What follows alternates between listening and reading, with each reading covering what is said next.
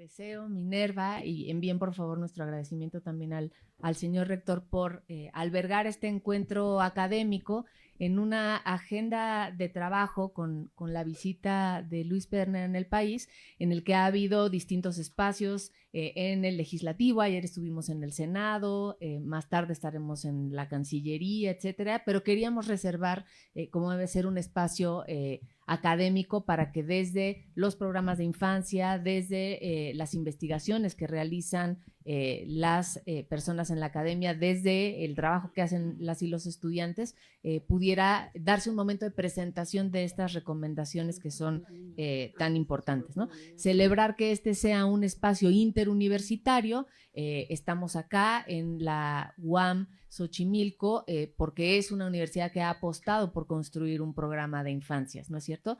Pero por supuesto que también la Universidad Iberoamericana, la UNAM, a través de sus facultades de Filosofía y Letras, del Instituto de Investigaciones Jurídicas, y el CIESAS, como ya comentaba Minerva, pues digamos han formado parte de esta convocatoria. Y por cierto, aprovechamos a saludar a quienes lo puedan estar viendo en la transmisión de streaming, ¿no? Saludar también a las chicas y chicos que están ahora mismo en el Zoom y a quienes están aquí en presencial. Por supuesto, deben de saber que toda esta agenda de trabajo, como es uno de los principios de la Convención de los Derechos de la Niñez, es de la mano con niñas y niños, no únicamente sobre ellas y ellos, no es un área de estudio en aislado, sino que es, incluso en términos de lo que en las universidades se dice, pues un área de investigación, acción, en donde tendríamos que ir planteándonos estos ejercicios siempre de la mano con ellas y con ellos, para garantizar el principio de participación y además para beneficiarnos de sus ideas, de sus críticas, de sus propuestas, y materializar pues ese ejercicio, ese derecho el ejercicio del derecho a la participación, ¿no? Déjenme contarles un poco cómo es que llegamos aquí, ¿no? Que hay un par de conmemoraciones el año pasado, justo al cierre, muy importantes. Cumplimos 35 años de la promulgación de la Convención de los Derechos de la Niñez, el 20 de noviembre, que en México siempre se nos cruza con otras fiestas patrias revolucionarias, pero bueno, tuvo lo suyo de revolucionario también esta convención, y se cumplieron 10 años también de la siguiente, creo que eso lo podemos poner en la que viene, 10 años de la Ley General de Derechos de Niñas, Niños y Adolescentes. Siguiente, bueno, sí, ahí ese ciclo. Con este marco del 35 aniversario de la Convención y el 10 aniversario de la Ley General, pudimos celebrar también la revisión a nuestro país que hizo el comité.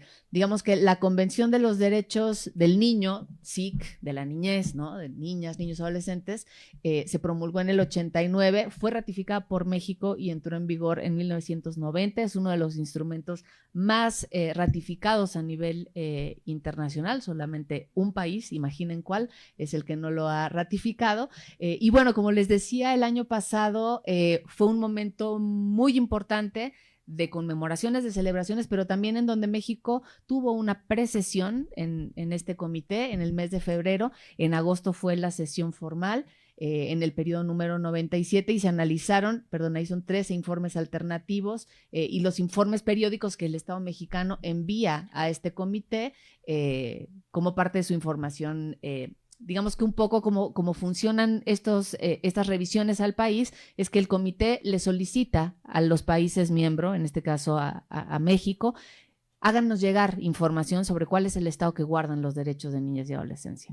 Se lo piden a las organizaciones, entonces Redim hizo un informe sombra, se lo piden a chicas y chicos, también pueden hacer informes sombra o participar, informes alternativos o participar de otras formas, y los estados, digamos el gobierno, la autoridad, envía también informaciones. Las y los expertos del comité lo analizan y hacen recomendaciones para ir avanzando la agenda de los derechos de la niñez. Entonces, estos 3 informes alternativos que se presentaron entre octubre del 23 y agosto del 24 formaron parte también, también formaron parte de esta informes por parte de instituciones de derechos humanos, ¿no? Las comisiones de derechos humanos, no la nacional en este caso, pero sí la de la Ciudad de México, envió un informe alternativo con el grupo de participación que se tiene ahí. Y bueno, desde el informe que pudimos colocar en Redim, que fue construido, y ahí me acuerdo que Minerva misma y la propia UAM estuvieron participando en la construcción de este informe,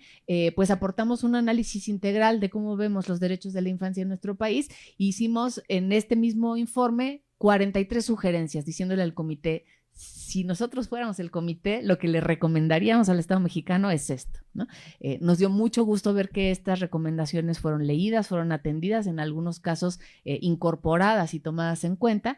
Y este grupo de expertos y expertas, como ya lo comentaba el maestro Teseo, se organiza y se divide. Imagínense la enormidad de países que toca revisar. Acá tenemos la ventaja de que Luis Pernera es de la región, es uruguayo, habla nuestro idioma, conoce nuestro país, etcétera, pero revisar todos los países es una enormidad. Entonces se hacen grupos focales y el Task Group para México estuvo conformado en la coordinación por Luis, por eso nos da tanto gusto que pueda estar acá, por Faith Marshall, que es de Barbados, Benoit Van Kiersvliet, que es de Bélgica, y Belina Todorova, que son estas personas que ustedes pueden ver acá. La siguiente, por favor. Gracias. La participación de niñez y adolescencia es fundamental en estos espacios, ¿no? Ahí pueden ver a un par de las chicas y un niño que fueron a la sesión en Ginebra y estuvieron trabajando durante todo el año pasado y un rato del antepasado, en realidad, si lo pienso, en las sesiones que tiene este grupo, Juntas y Juntos por Nuestros Derechos, analizando la convención, analizando cuáles son los temas que más les preocupan y les ocupan, para poder reunir la información en estos informes previos, digamos. Pudieron tener una participación virtual en la precesión de febrero, ahí se conectaron dos chicas, una de Puebla, otra de Chiapas, Fabi y Karen. Hicimos una conferencia de prensa intergeneracional. Una vez que el informe Sombra salió a la luz, digámoslo así, hicimos público este informe desde Ginebra y una de las niñas, esta que ven acá con una camisa blanca con flores, estuvo en la conferencia de prensa. Una experiencia muy recomendable, por cierto, hacer conferencias de prensa con niñas y niños es algo que no vemos a menudo y deberíamos verlo más seguido.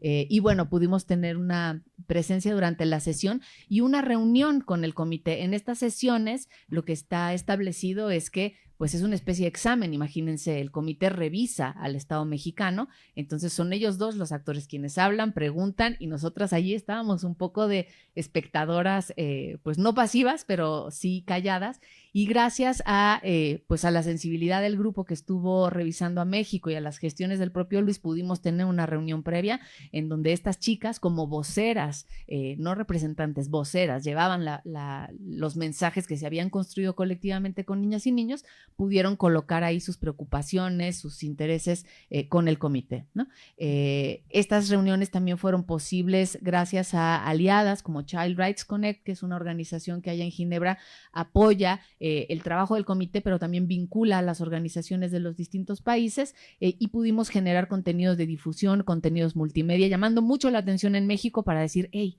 esto está sucediendo, a la par de otros muchos exámenes. Si lo recuerdan y si les suena, México también pasó el año pasado por el examen periódico universal, fuimos revisados por el comité CERD, que es un comité de las Naciones Unidas contra el racismo, se revisó también el avance de México en derechos de la mujer por parte de la CEDAW, entonces fue toda una constelación en el tiempo allí muy importante, ¿no? Y bueno, cerrando el año con el aniversario de la convención, ¿no? Siguiente, gracias, Mina. ¿Cómo vinieron las observaciones finales del comité? Se trata de, y que además están recién estrenaditas, fíjense, salieron el 8 de octubre, me acuerdo porque es el día de mi cumpleaños y ese día salieron las recomendaciones en inglés.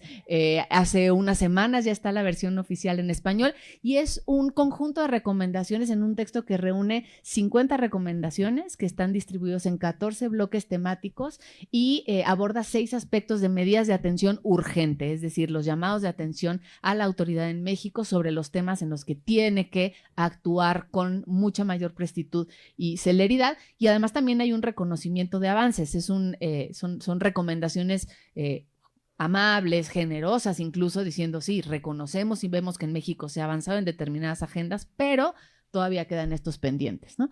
Las medidas de atención urgente, por ejemplo, se refieren en lo que toca a la política y a la estrategia integral, a la necesidad de mantener el CIPINA, este sistema de protección integral de derechos de niñas, niños, adolescentes, como un sistema que no se desmantelara. Quienes están en esto sabemos que veníamos de un año, en realidad de un sexenio de mucho temor y de muchas expectativas por distintas intentonas que se hicieron para desmantelar este sistema.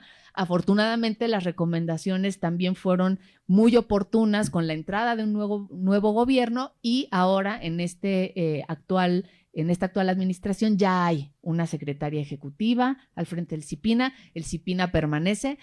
Y además de darnos alivio, nos debe dar mucho gusto, porque esa fue una lucha que dimos desde acá, ¿no? Las organizaciones, la academia, la sociedad civil, diciendo, oigan, no, esto no era una institución del neoliberalismo que se inventó para duplicar esfuerzos, robar dinero, sino que fue una propuesta que desde las organizaciones colocamos para que la Convención de los Derechos de la Niñez materialice su realidad, su mandato en la realidad mexicana, ¿no? Se habla entonces de protección especial, se habla del tema de los recursos, de los presupuestos. En el principio de no discriminación habla de las brechas de desigualdad. ¿Cuáles son esos grupos dentro del grupo de la niñez? Niñez indígena, las niñas, las adolescentes, quienes están viviendo mayores brechas de desigualdad, las necesidades de gestar un cambio normativo, un cambio cultural en favor del reconocimiento de niñas y niños como sujetos sociales, como sujetos políticos, como sujetos de derecho.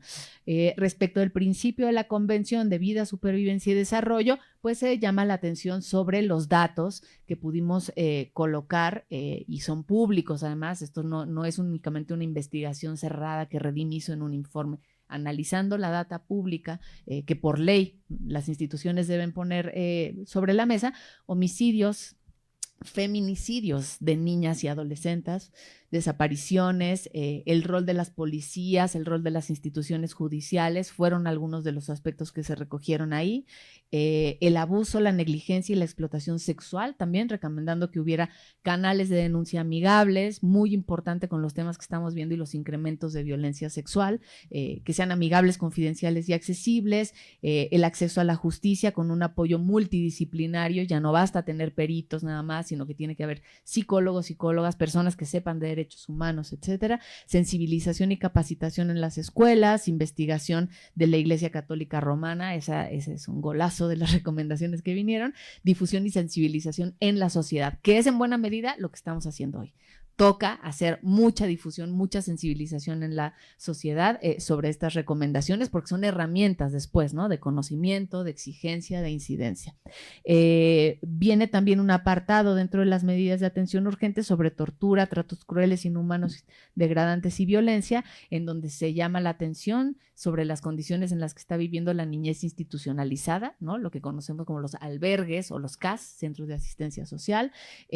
Cuáles son las políticas de paz y seguridad que se están estableciendo en este país, y recordándole a México que debe de mantenerse en el marco de lo que dice la Convención en estos establecimientos de las políticas de seguridad. Justicia y reparación también para la niñez y la adolescencia reclutada, ahí relacionándolo con la observación general número 13, y la niñez en condición de asilo, refugio y migración es otro de los aspectos muy urgentes que se colocaron en las recomendaciones, hablando de la armonización legislativa con la ley general, de la necesidad de que se implementen efectivamente las buenas leyes que hemos logrado construir, pero que quedan en el papel todavía, mejorando la coordinación interinstitucional, las rutas integrales de atención sobre niñez migrante, respetando el principio de reunificación familiar y, bueno, generando mecanismos confiables de queja para niñas, niños, adolescentes, ¿no? La siguiente, mire.